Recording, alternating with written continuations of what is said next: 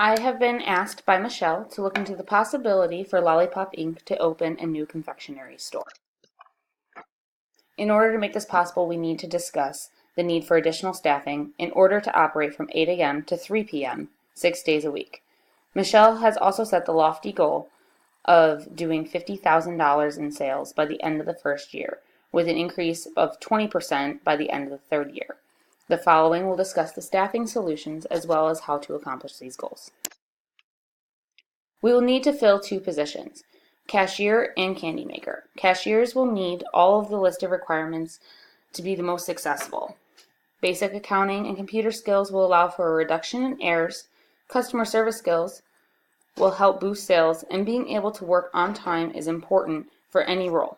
The idea behind paying them $10 an hour, well above the minimum, is because we need to reduce the turnover rate in this industry, which we will discuss later. Candy makers will still be expected to work independently.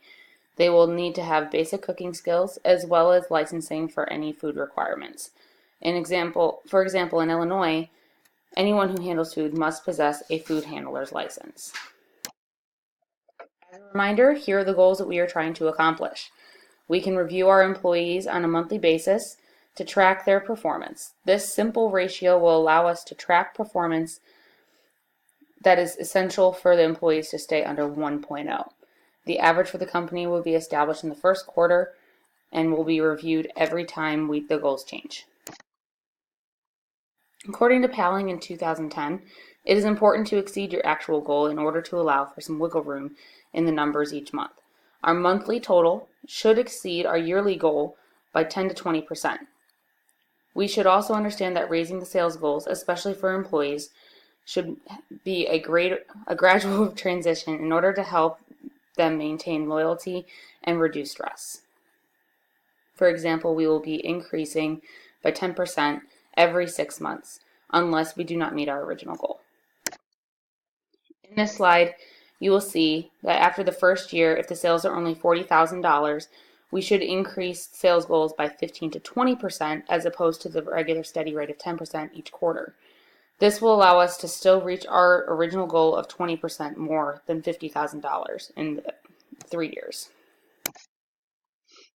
In this chart, it illustrates the total sales throughout year 2 and 3.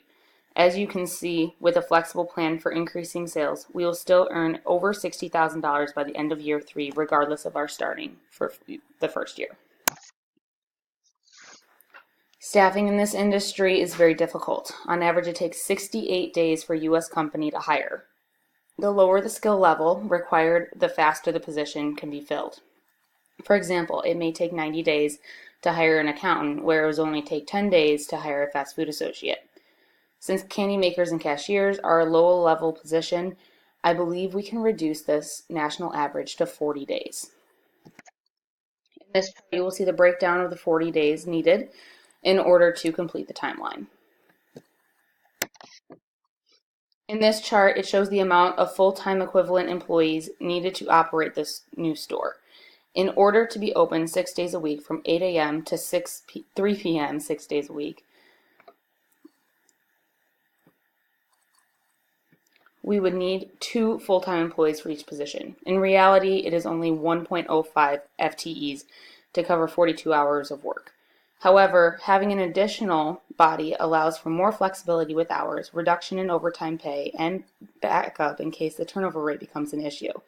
This will need to be adjusted at least with the candy makers to meet the sales demands in 3 years. It is my suggestion to actually cross-train individuals to do both after the first year.